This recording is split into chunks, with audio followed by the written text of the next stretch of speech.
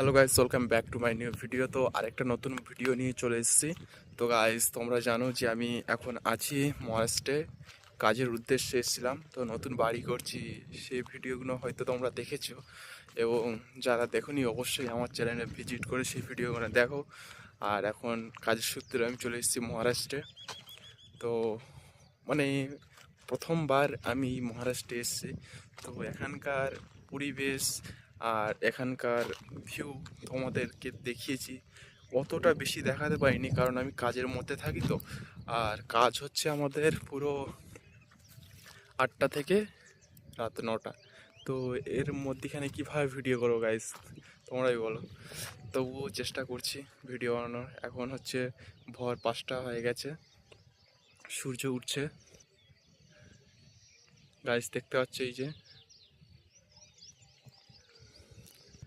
তো আছি কাজের সূত্রে এখন মহারাষ্ট্রে। তো গাইস, আমার ভিডিও মানে অতটা দিতে পারছি না, তবুও শর্টস ভিডিও দিচ্ছি এআই দিয়ে বানানো। তো সেগুলো তোমরা দেখো, এনজয় করো।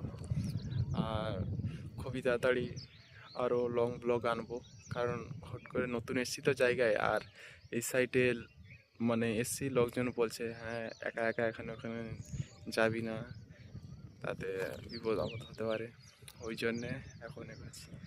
তো গাইস দেখো ভিউগুলো। সো গাইস, দেখতে পাচ্ছ সকালের ভিউ ভোরের বেলা। আর এদিকটায় বেশিরভাগ ভুট্টা চাষ করা হয়। আর এইখানে গাছটা আছে, কত সুন্দর লাগছে দেখো গাইস।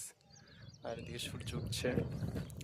আর সব এগুলো সব পাহাড়ি এলাকা, দেখতে পাচ্ছ কত সব পাহাড়, মানে পাথর কেটেছে। আমরা যেটা আছি এটাও একটা পাহাড়ির মতন। মানে সব জমি জায়গাগুলো সব মানে সমান নেই, উঁচু খালা উঁচু খালা। আর ওই দূরে দেখতে পাচ্ছি একটা মন্দির আছে, এই যে। সকালবেলা উঠে মন্দিরে দর্শন, খুব সুন্দর লাগছে। আর গায়ে সেই দিয়ে আছে পাহাড়।